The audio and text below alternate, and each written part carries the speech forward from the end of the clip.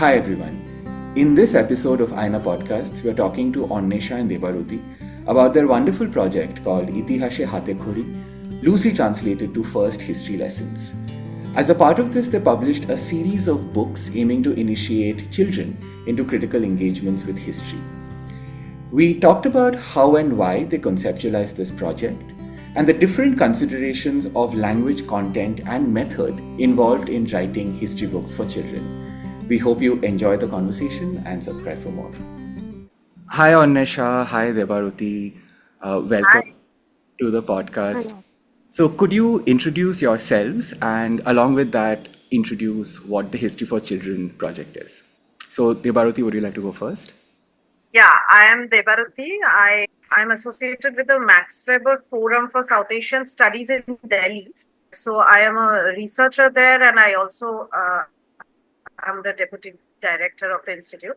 I work in the field of education and learning, and I have certain interest in education and literacy studies, mass education.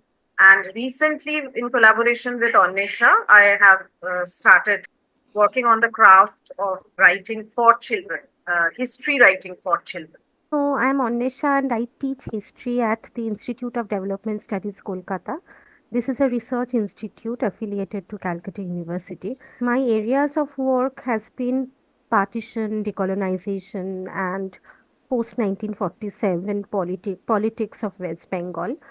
And this, as Debarati mentioned, this is a new interest for us where we are thinking of writing, doing public history in a way where we are trying to write something for children. We have been doing this since 2022, initially as a part of a project. This has been a 3-year project. For which Debarati and I collaborated. We were collaborating with other writers and illustrators to write a series of history books, illustrated history books in Bangla for children. I wanted to also understand how did you arrive at this project? Basically, I think it was a knee jerk reaction to certain political happenings. After 2014, we have seen that with BJP coming into power, there has been an attempt to appropriate the past in a way that we are not comfortable with. And this appropriation has happened through textbooks, school textbooks, through syllabus committees, through disbursement of funding in history research, but also through social media, through political platforms, election rallies, and everything. As historians, as students of history, we were not comfortable with it. The project was a response to that in a way. And why children? I think Debarati has her own reasons. For me, I was slightly pessimistic, and I thought that there's no point talking to the adults because everyone has become BJP and everything. So maybe we start with the younger one. Hmm. So you were reacting to a certain kind of history writing or representation or appropriation, right, by right-wing sort of political forces or ideological forces. But I think for those who are not familiar with, let's say, the discipline of history, like there's this general question about, okay, but then how do we exactly approach the discipline? Like, then what is history? Like, is there a good history and a bad history? Or is history only ideological? Like you will have right-wing histories or left-wing histories, right? So when you are sort of, using this frame, like history for children, how are you exactly then defining history, right? As content, as method? And even how are you thinking of children? Now, you mentioned the need to sort of impress upon younger minds how to sort of really sensitively or critically think about history. But the child is also not some generalized category, right? The child is located in a social context. There are many different types of children and different types of childhoods.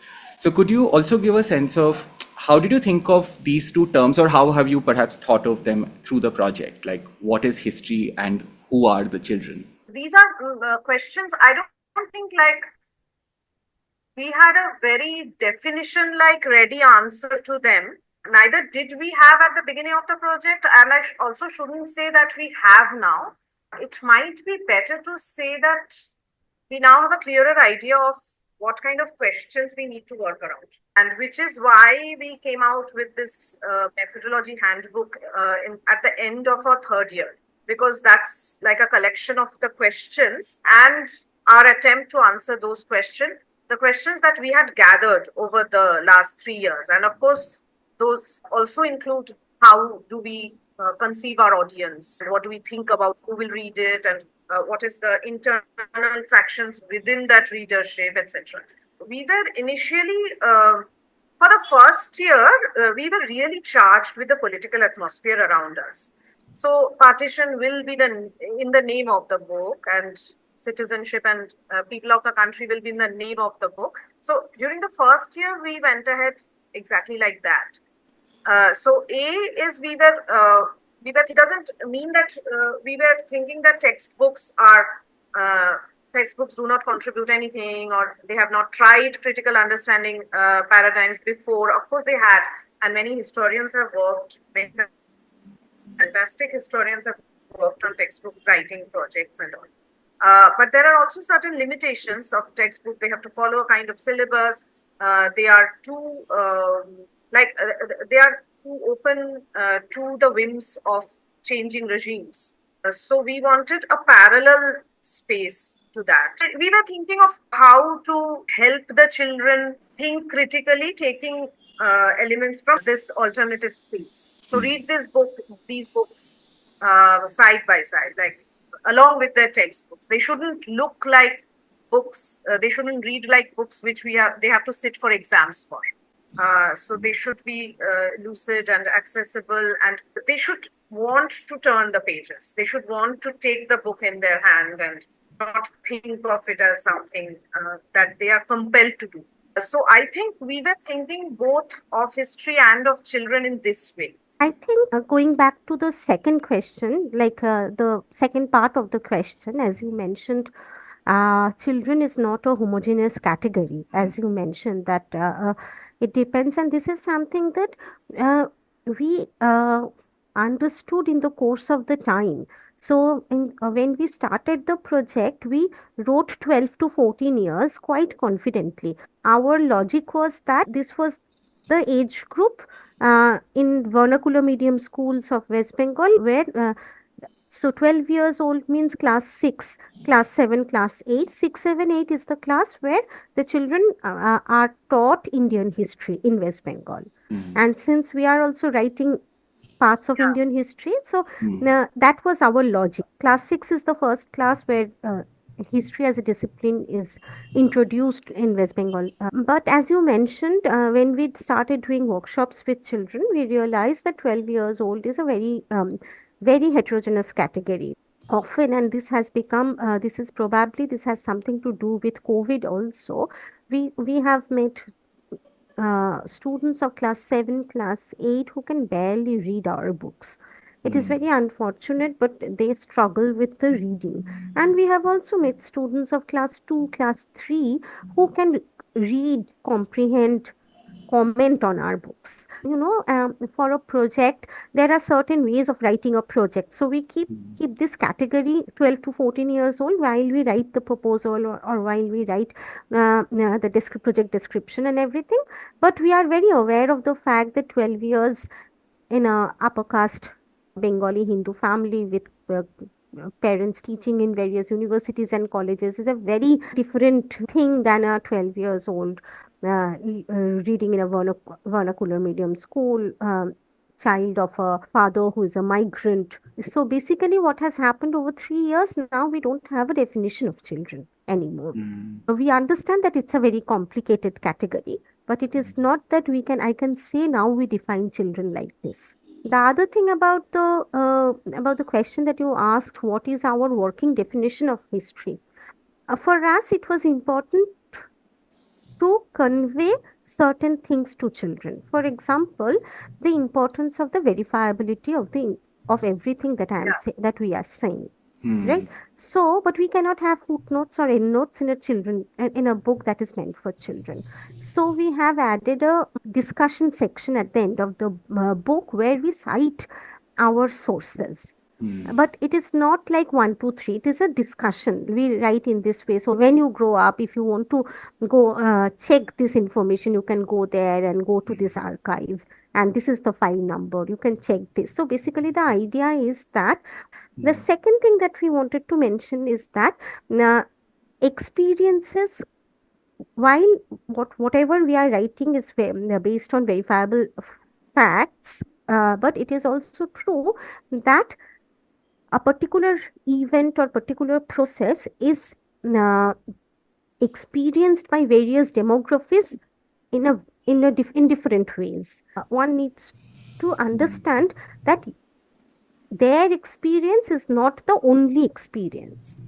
So for that, we thought that intersectionality is a useful methodology in the sense that, for example, the book that I have written in the first year, the partition book, I deliberately chose life stories in a ways that will convey the fact that women experience partition differently, Dalits experience partition differently. There were regional variations of partition, and the third thing is that history, as you know, history is about the past, right? Past is a temporal category. Temporality for historians is the key methodological point of intervention. So we wanted to convey this sense to children that whatever information you have about the past, you need to locate it at a particular time. Otherwise, it will be very anachronistic. So my next question is about what are some precedents that you were borrowing from? And what were you distinguishing yourself from? Now, this to some extent you already talked about. But I'm thinking about, like, let's say when I was 12 to 14, like in that sort of phase, I was reading, of course, history textbooks, and textbooks had some of these problems that you were pointing out. They were authoritative, top down, they were linear in a certain way. And the approach to reading was just to memorize, right, the content, right? So there was no sense of, okay, is it verifiable? There was no sense of, okay, I'm trying to understand an issue in its concreteness, in its sort of temporal context. And apart from that, in terms of the popular literature, I mean, I never read historical fiction, but I used to read these sort of Tinkle comics and Amar Chitra Katha, and again, like that, they had some representations of, let's say, historical figures, but again, it seemed generalized. And now, of course, there's so much more work and consciousness about the problematic representations in those books. So I wanted to understand, like, what were you also distinguishing yourself from, and also what were you borrowing from?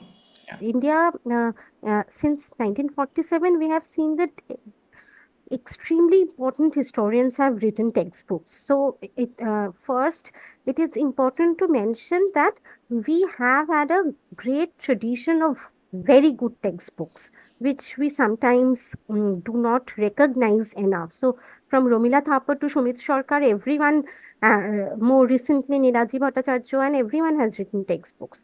So that is there, but textbooks have its own specificities. But textbooks have to be um, more inclusive in the sense that the CBSE textbook needs to be acceptable to a larger, like it has to speak for the entire country in a way.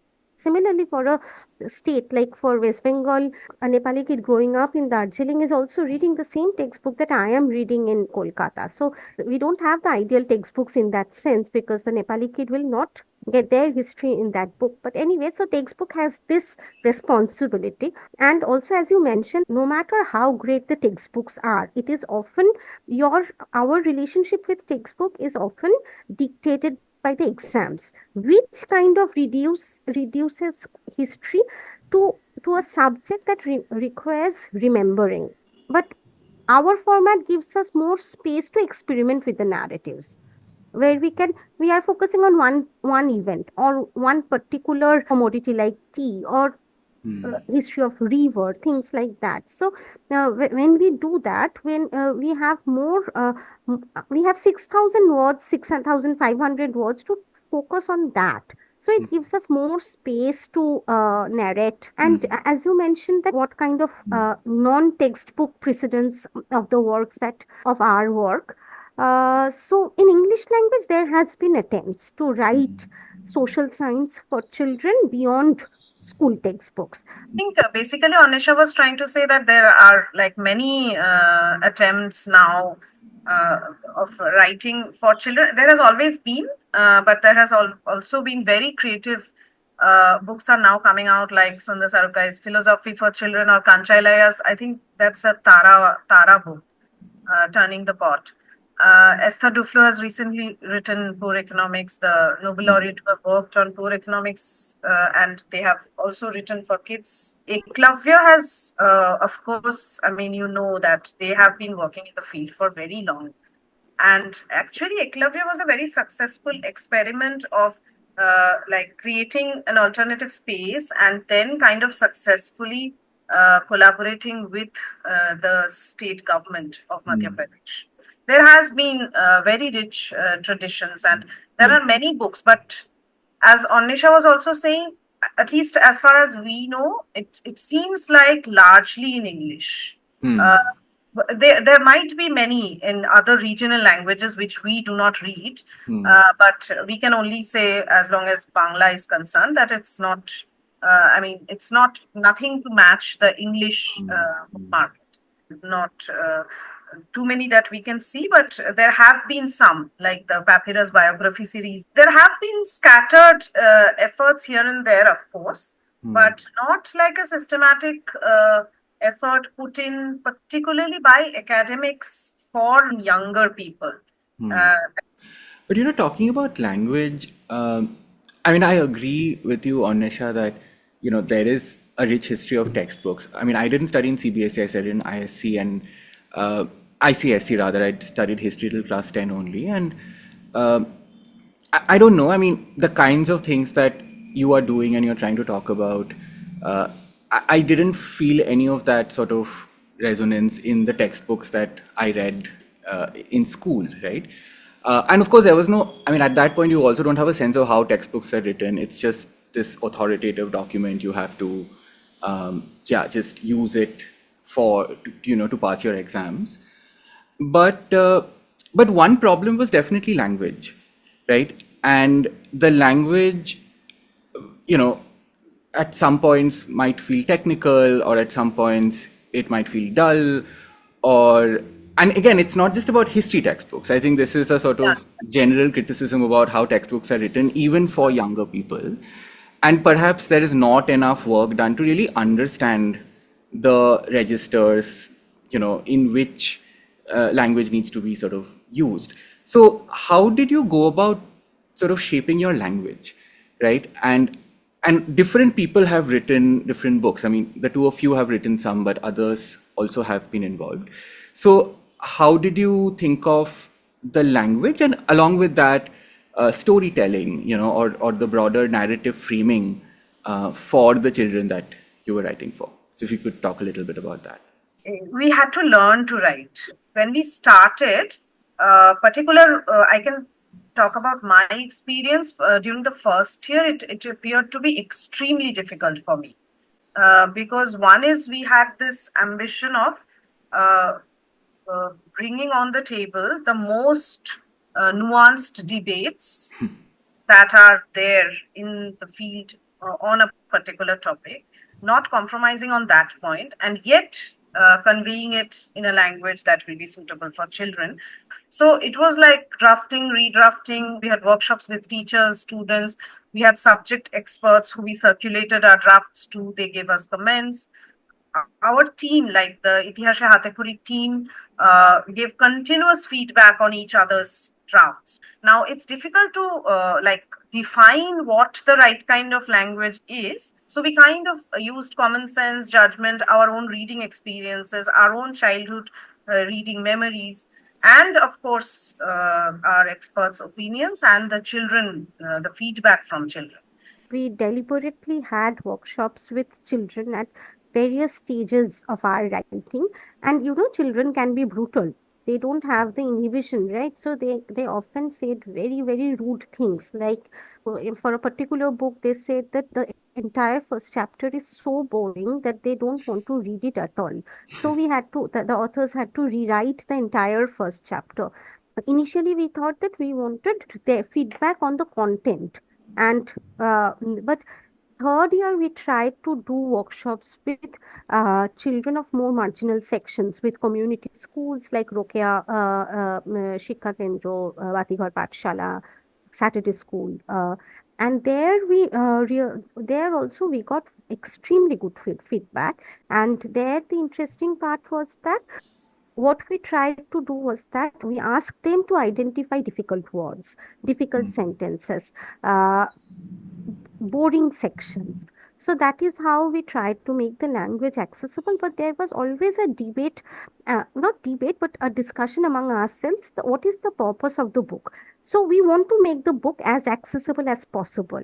It is also a book where you encounter new words. We cannot write, and we don't want to write a book which does not introduce a new word. So from second year onwards, there is a section called Khotomoto Shabdo, a difficult word, at the end of the book, where we explain those words or concepts. So that is one writing strategy. Another criticism of the first year's books were not from children, but from in some reviews and everything, that the tone was slightly top down. So from second year onwards, we tried to deliberately change the tone and to make it a little more horizontal. No, but I noticed that shift, and strangely, like even when I was reading the first set of books, the uh, first year's books, I felt like, okay, like why am I being spoken to like this, right? And I realized that even as a child, sometimes when you're reading a lot of literature that's always speaking down to you. I mean, the child may also feel infantilized in that moment. Like, how do you invite the child into a dialogue, or as a participant in this sort of figuring out history? And I did like the tone a lot more in the subsequent books. That also brings me to another question, which is about, like, how did you sort of think of, how do you thematize the books? How did you figure out what the topics should be? It's clearly distinct from how, let's say, a lot of, let's say, school history textbook, or in the popular imagination, how we think of history as something of the past, and these broad sort of empires. But here you're taking up issues like languages, community, people, partition. Then you're looking at things like war, river, and you're then going into things like, I mean, I enjoyed those books a lot. I think I remember when I looked at the titles, I wanted to read them first, which is Khaladulo, which is about playing sports, or clothes and attire, food, right? So how did you sort of figure out the topics? And it also feels like there was a conscious attempt to connect it to the everyday sort of concerns of the child or of people, right? So if you could talk a little bit about that. I think the first year it was like one, so it was guided by the proposal that we wrote for our funding, the fellowship, the funding. So first year we proposed to focus on borders and the idea of the nation. So which is why partition, citizenship, and languages. Second year, we wanted to break the idea of the border a little bit and talk more about connections, mobilities, and also the way connected history is being written nowadays, and the movement of like labor, commodities, etc. Which is why you can understand now that river, tea, these topics were introduced. And also war, because in a way war is a story about expansion and the continuous making and breaking of borders and boundaries of the nation states. So this is how the second year's topics were selected. By the third year, we were even more convinced that I think during the first 2 years also, the relatability point was in our mind all the time, because children would, we had this in our mind that we will make it relatable, like when they are reading, it shouldn't feel like all the time they shouldn't have this question, and why am I reading about this alien thing? So, so they should be able to relate in some way or the other through their own identity things that they hear in their homes, or they they're part of so many discourses that those words should be familiar, or like, familiarity and relatability was a but by the third year we wanted the topics also to be like like you said, we wanted to pick up the books just looking at their titles. So we wanted those three books to be the three things that children are most familiar with, and these are the first thing we also associate with children, so they're everyday. So and such an integral part that it might arouse the curiosity that, oh really, like the game I go and play games every evening, or I'm part of some sporting activity, but that can also have a history. So let's find that out. So we were thinking of it in that way. This is roughly the topics that we selected, but you are right. Like the everyday and the urge to relate to things and thus have more interest in knowing about them. This has always been in our mind. So, my next question is about like the use of these books. Now, like one of the, I guess, critiques of textbooks has been that, okay, we spend so much time trying to make them readable, trying to make them rigorous, but ultimately they're going to be pedagogically used, right? And so much depends on that, right? Uh, so similarly with your books, right? Like, I mean, I'm aware that you've also done workshops, using these books. So I have two questions here. Like, how did you first, when you were writing it, how were you thinking about the pedagogic use of these books? And second, like, how have they been used, right, by either you consciously or by other educators in schools and other spaces? Our understanding was that for people who are looking for alternative content in Bangla, maybe we can provide them with some content. So there is a we can say that okay, we have made this because we knew that there are lot of teachers, there are activist teachers network, there are community schools where our friends and our acquaintances were taking classes. They had a certain kind of political activist background, and so we thought that maybe if these books, we can take these books to them, they will make use of these books. The idea was that we didn't want to randomly give the books. If the books reach teachers of a particular orientation, they are being used. And we have had many teachers have contacted us, telling us how they have used these books in the classroom and beyond. I have a related question to this. I don't know how much you are engaging with this question generally, but how do you think history pedagogy for children should be approached? Like, I'm not familiar with the literature on this, especially in the Indian context. So it's coming from a place of curiosity. But yeah, what's your take on this? Right. I am not familiar with the literature. I mean, there has. I'm sure there is a huge academic literature around this, which I am not familiar with. What we have identified certain patterns through the workshops.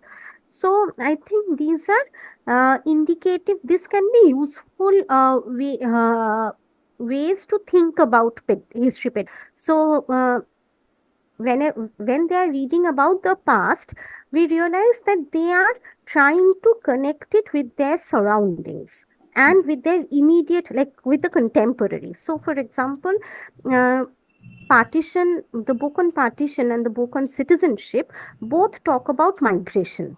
Migration is very central to both the books. So, in each workshop, we also had a session where children draw whatever they want to draw related to the themes of the books.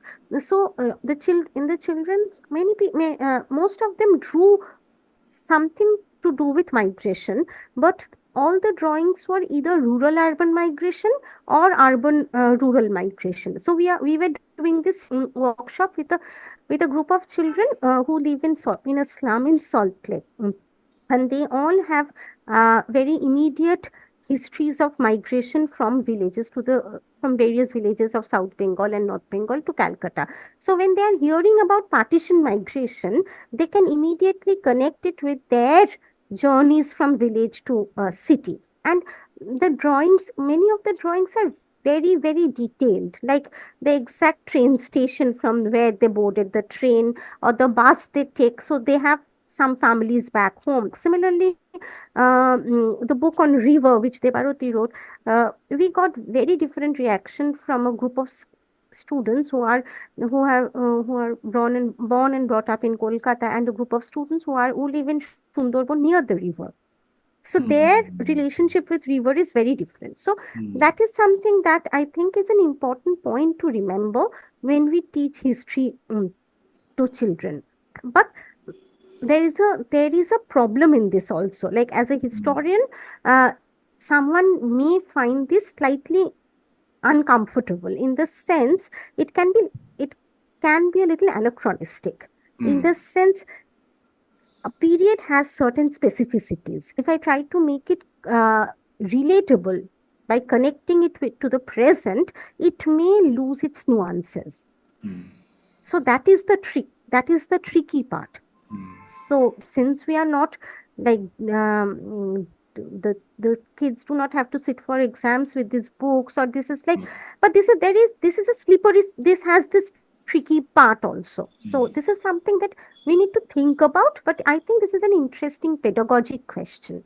So I think now, rather than saying that we now know how child pedagogy should be approached, we should rather say that we are quite newcomers in the field. There have been activists, scholars, educators, teachers, like working decades in this field and coming up with various ideas which are very foundational. I would like to say that those foundations still remain there when we work also, like the question of accessibility. What do we mean by the question of accessibility for children, particularly? Like what kind of examples should we use? If you look at the 60s NCRT books and the 2000s NCRT books, they experimented a lot with the examples with which each chapter begin. What should be the names of the characters of those examples? Yeah. How should that indicate the diversity of our country? Like how do we indicate that how different kind of people live in our country and it's not homogeneous, etc. Yeah. So what kind of examples should be used? What roles do example have? What roles do anecdotes have? These have all been questions which have been addressed by many senior scholars, and we of course stick to them. We think that those are very foundational and core questions. Yeah. But having said that, I also want to add that we now also know that there are some added questions we have to keep in mind, which we have gathered throughout the last 3 years, some of which Anwesha has already mentioned. And apart from that, we also probably need to think more creatively about the medium, because one consistent thing that everyone raised was that kids do not read anymore. So how much could you depend on the book format? So what about being creative about the medium? Why don't you do audiobooks? Why don't you do podcasts? Why don't you do graphic fiction? I think the question of medium is now more important than it was earlier. So that will need to be thought of even Yeah. more when we Yeah. discuss the pedagogy Yeah. part, because there's this changing tradition of reading, the changing culture of reading, even the changing discourse on attention spans, the changing Yes. discourse of agency of children as well, because we have heard these discussions, that if you only read books, then the children have to depend on their parents to buy those books. But since they are now exposed to the world of the internet, it's not under the control of the adults so much, what they're reading, what they're watching, Yeah. what they're consuming, etc. So these questions now have a different tenor to them, Yeah. which we have to address in a new and creative way. And we Yeah. will definitely need more creative collaborations Yeah. with artists, with people who are using different kind of mediums, like whether like music, dance, etc. Various other kinds of mediums are being used to communicate to children. So collaboration with them probably will be really necessary over Yeah. the coming years. Yeah. I also think that it is important to also document history teaching practices, right? Yes. I think, I mean, again, my vantage point is different. I work in language pedagogy, and there's this tons of work on the application, on the practice, on the experiences of the classroom, right? And I think like something like that. I mean, in history teaching, I mean, I have not come across stuff in India. I mean, there's of course so much work that's been done on writing of textbooks. But while that is easily accessible and you're aware that this work is happening constantly and it's preoccupying people, parallelly, like, I don't know if there's enough attention paid to just how teaching is done, the kinds of how do you structure a classroom, how do you think of the teacher-student relation, the kinds of exercises you use, even questions of relatability, of course. Uh, but yeah, I think that this might be also an important avenue to explore. Um, I've now I think come to the final question, which is yeah, what is the future of this project? Now, this project I think you mentioned was a funded project, right? And it had a duration I think of 3 years, right? So yeah. So how are you planning to move ahead with this? What are you doing? So yeah, it was a funded project, as you said, and we have just completed it in December 2024. So now, uh, initially, we have planned to publish the Bengali books. As you know, that we couldn't sell these books for the last 3 years because that was our agreement with the funders, that we have to distribute it freely as much as possible. Children who couldn't buy the books should also get hold of a copy. So that was the idea that RLS wanted to push, and we moved forward in that way. So we freely distributed the some of the printed copies that we were paid for, and otherwise the PDFs, the free PDFs. So for this year in January, we have created like this small initiative called Hatekuri Publishers, like just us, me on Nisha and Koustup Sengupta, another friend. We have published these 9 Bengali books, and now they are available in the market. So we wanted to, the reason that we took the plunge was primarily because if we gave it to some publisher, either they were not keeping the books intact because they are colored, they are books with color illustrations and all. Either it was being very highly priced, or they were minimizing illustrations as much as possible. So we did not want any of these two. So then we decided to like go ahead ourselves, pull in some money from like our savings and all, and just bring out the Bengali books first, and it like in a price tag as low as possible, keeping a very narrow margin. So now the Hatekuri Itihashe Hatekuri 9 books and the methodology booklet, those are available in the market. And now that we have the Hatekuri publishing, we are also planning to bring out many other books in multiple other formats as well. So not only the history, children's history format, but also some new formats that we have planned. Those are not there yet, but Okay. we have spoken to authors. We are commissioning some books, but the underlining idea will remain the same, like writing accessible, writing on topics that are socially extremely relevant, and writing in an accessible, lucid language, so that we can reach out to a larger audience. So these ideas will remain the same, only we will experiment with new formats now. And there will be translations also. That sounds really good, and I wish you all the best for your future endeavors. And yeah, we'll continue to learn from your work. Thank you for giving us your time and doing this podcast. Yeah. Thank you so much. Thank Aina as well. We Thank you. reach out to you as well because we are big fans of the work you are doing, and so thank you. Thank you. For Yeah. inviting.